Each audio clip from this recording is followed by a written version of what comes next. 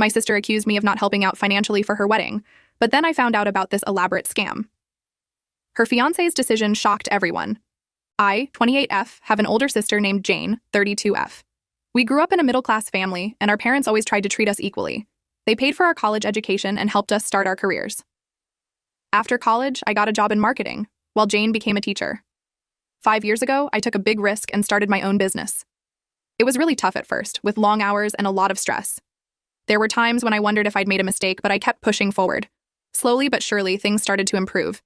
Now, my business is doing well, and I'm making good money. Jane has continued working as a teacher all this time. She makes less than I do, but she really loves her job and finds it fulfilling. Looking back, I can see that even though our parents tried to be fair, there were times when Jane seemed to be the favorite. When we were kids, Jane always got to choose the movie on family movie nights. If we both wanted the same toy, Jane usually got it. Mom would often say things like, "Let your sister have it, she's older." It wasn't a huge deal, but those little things added up over time. Last year, Jane got engaged to her boyfriend, Tom. They started planning a big wedding for this summer. Jane asked me to be her maid of honor, which made me really happy. I said yes right away, excited to be part of her special day. About a month ago, Jane came over to my house. She said she needed to talk about something important.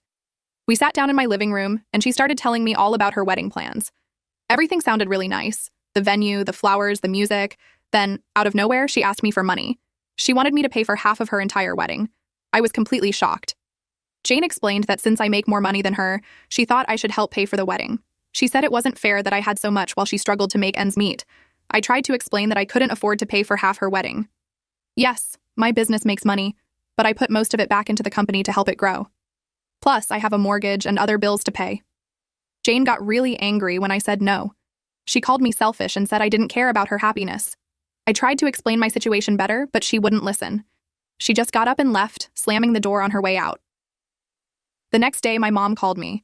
Jane had told her what happened, and Mom wanted to know why I wouldn't help my sister. I explained my financial situation to her, just like I had to Jane. Mom seemed to understand, but she still thought I should give Jane some money for the wedding. I told her I'd think about it, but honestly, I felt frustrated. It reminded me of all those times growing up when Mom had sided with Jane. After thinking it over for a week, I called Jane. I offered to pay for her wedding dress as a gift. I thought this was a good compromise. It was a significant contribution, but something I could actually afford. But Jane refused. She said it wasn't enough and that I should pay for more. I told her the dress was all I could afford, and Jane hung up on me. After that phone call, things got really bad. Jane started telling our family and friends that I was greedy. She said I cared more about money than family. Some people believed her without even asking for my side of the story. My cousins stopped talking to me altogether. My aunt called to tell me I was being selfish. I felt terrible about the whole situation, but I didn't think I was wrong. I had worked really hard for my money. I couldn't afford to pay for half of Jane's wedding, and I didn't think it was fair for her to expect that from me. I thought offering to buy her dress was pretty generous, considering my financial situation. Last week, my parents had a big family dinner. Jane and Tom were there, along with our grandparents and some aunts and uncles. During dinner, Jane made an announcement that she and Tom were postponing their wedding. She said they couldn't afford it because I had refused to help. Everyone at the table turned to look at me. I felt awful, like I was being put on the spot. My grandmother asked why I wouldn't help my sister. Before I could even try to explain, Jane started crying. She said she had always dreamed of having a big wedding, but now she couldn't have one because of me. I tried to explain my side of things, but no one seemed interested in listening. My uncle said I should be ashamed of myself. My grandfather said that family should always help family.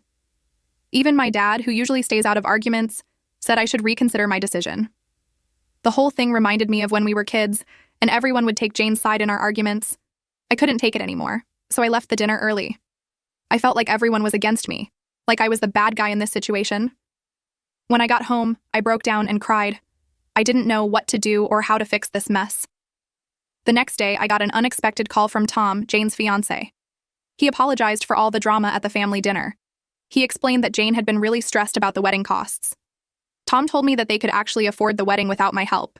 They just needed to cut back on some of the more extravagant plans. He said Jane had gotten carried away with her plans and had expected too much from me. I felt relieved after talking to Tom. I thought maybe things would start to get better now that the truth was out. But then Jane posted on Facebook about her postponed wedding. She didn't mention me by name, but she hinted that a family member had let her down. Many people commented, saying how sorry they were. Some asked who had disappointed her. Jane didn't answer directly, but our cousin commented that I was the one who had refused to help. Now, many of my friends and family members are angry with me. They keep sending me messages, telling me I should help Jane. Some say I'm not a good sister. Others call me greedy. A few have even threatened to cut me out of their lives if I don't help Jane with the wedding. It's all so overwhelming and hurtful. I feel incredibly stressed and confused by this whole situation. I don't think I did anything wrong, but so many people are angry with me. Sometimes I wonder if maybe I should have done more to help Jane. But the reality is, I really can't afford to pay for half her wedding. And I think it's unfair of her to expect that from me, especially without even discussing it first. This situation has brought up a lot of old feelings from our childhood. I remember how Mom would often take Jane's side in arguments, or how Jane would get her way more often than I did. I love my sister, but it feels like she's always expected me to give in to her wishes, just like when we were kids. Yesterday, my best friend suggested I post online for advice. She thinks an outside perspective might help me see things more clearly. I'm not sure what to do next. I want to repair my relationship with Jane and my family, but I also don't want to be taken advantage of. I worked hard to build my business and create financial stability for myself. I don't think it's right for Jane to expect me to jeopardize that for her wedding. I keep thinking about all the times in the past when I've helped Jane out. When she was struggling to pay rent during her first year of teaching, I lent her money. When her car broke down last year, I drove her to work for 2 weeks until she could get it fixed. I've always tried to be there for her, but it never seems to be enough. This whole situation has made me question a lot of things about my family relationships. I love my family, but I feel like they don't understand or respect my position. They see that my business is doing well and assume I have unlimited funds to share. They don't see the long hours, the stress, and the financial risks I've taken to get where I am. I'm also hurt that Jane would air our private business on social media. It feels like she's trying to manipulate me by turning others against me. I thought we were closer than that. I thought she would understand my position if I explained it to her. But instead, she's chosen to paint me as the villain in this story. I keep wondering if there's something I'm missing. Am I really being selfish? Should I be doing more to help Jane, even if it means putting my own financial stability at risk? Or am I right to stand my ground and protect what I've worked so hard to build? I'm hoping that by sharing my story, I might get some outside perspectives. Maybe someone else has been in a similar situation and can offer advice. Or maybe just writing it all out will help me see things more clearly. Right now, I feel stuck between my love for my family and my need to protect myself and my business. I don't know how to move forward from here. Update. After posting my story online, I received a lot of supportive messages and advice. Many people suggested I stand my ground and not give in to Jane's demands. They helped me see that I wasn't being selfish by protecting my financial stability. A few days after I posted, I got an unexpected call from my cousin Emma. Emma and I were close when we were younger, but we drifted apart over the years. She said she had seen my post and wanted to talk to me about Jane. Emma told me something that shocked me. She said that Jane had approached her about the wedding too. Jane had asked Emma to contribute a large sum of money, claiming that she and Tom were struggling financially. Emma, who works as a nurse and isn't particularly wealthy, felt pressured but eventually agreed to give Jane some money. But that wasn't all. Emma had recently found out that Jane had been asking several other family members and friends for money too. She wasn't just asking for small contributions, she was asking for thousands of dollars from each person. Emma estimated that if everyone Jane asked had agreed, she would have collected enough to pay for the entire wedding twice over. I was stunned. I couldn't believe Jane would do something like this. It seemed so manipulative and greedy. Emma said she felt used and was planning to confront Jane about it. She wanted to let me know first because she thought I deserved to know the truth. After talking to Emma, I did some digging of my own. I reached out to a few other family members and close friends. To my surprise, many of them had similar stories. Jane had approached them all separately, telling each one a sob story about how she couldn't afford her dream wedding. She had sworn each person to secrecy, claiming she was embarrassed about needing help. One of our aunts told me that Jane had even implied that I had promised to pay for half the wedding but had backed out at the last minute. This explained why so many people had been angry with me. Jane had been spinning a web of lies, making herself look like a victim and me like the villain. I felt hurt, angry, and betrayed. This wasn't just about money anymore. Jane had been actively trying to turn our family and friends against me. She had lied and manipulated people, all to fund an extravagant wedding she clearly couldn't afford. I spent a few days processing this information. I was torn about what to do. Part of me wanted to confront Jane immediately and expose her lies to everyone, but another part of me worried about the fallout. Despite everything, she was still my sister, and I didn't want to destroy our relationship completely. After much thought, I decided to talk to Tom first. He had seemed reasonable when he called me before, and I thought he deserved to know what his fiancé was doing. I invited him over to my house to talk. When Tom arrived, I could tell he was uncomfortable. He probably thought I was going to try to defend myself again about not contributing to the wedding. But as I started to explain what I had learned, his expression changed from discomfort to shock, then to anger. I told Tom everything. About Emma's call, the other family members' stories, and Jane's lies about me. I showed him messages from relatives confirming their stories. Tom sat in silence for a long time after I finished talking. Finally, Tom spoke. He told me he had no idea Jane was doing this. He said they had discussed their wedding budget, and while it was tight, they could afford the wedding they had planned. He couldn't understand why Jane would be asking people for so much money. Tom then shared something that made the situation even more confusing. He said that Jane had told him that her parents were paying for most of the wedding, and that's why they could afford such a big celebration. This was news to me. Our parents hadn't mentioned anything about this, and I knew they weren't in a financial position to fund a lavish wedding. As we talked more, Tom began to open up about other issues in his relationship with Jane. He said she had a habit of exaggerating or lying about things, especially when it came to money. He had always brushed it off as harmless, but now he was seeing a pattern. Tom left my house that day looking troubled. He thanked me for being honest with him and said he had a lot to think about. I felt relieved to have told him the truth, but also worried about what would happen next. A week passed, and I didn't hear anything from either Tom or Jane. Then, late one night, I got a text from Tom. It was brief.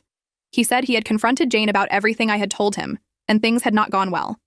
He said he needed some time to think and would be in touch. 3 days later, Tom called me. His voice sounded tired and sad. He told me that after a lot of soul-searching and several difficult conversations with Jane, he had decided to call off the wedding. He said Jane had admitted to asking people for money, but had tried to justify it, saying she just wanted a perfect wedding. She didn't seem to understand how her actions had hurt people. Tom said he had realized that Jane's behavior around the wedding was part of a larger pattern of dishonesty and manipulation. He told me about other instances where she had lied or exaggerated things, often to get her way or to avoid taking responsibility for her actions. He said he couldn't marry someone he couldn't trust. I felt a mix of emotions hearing this. Part of me was sad for Tom and for the end of their relationship. Another part felt vindicated. Finally, someone else was seeing the side of Jane that I had glimpsed. And if I'm being honest, a small part of me felt relieved that the wedding drama was over. Tom asked me not to say anything to Jane or the rest of the family. He wanted to be the one to break the news. I agreed, thanking him for his honesty and wishing him well. The next day, all hell broke loose. Jane called me, sobbing and furious. She accused me of ruining her life and destroying her relationship. She said I had turned Tom against her out of jealousy and spite. I tried to stay calm and explain that I had only told Tom the truth, but Jane wouldn't listen.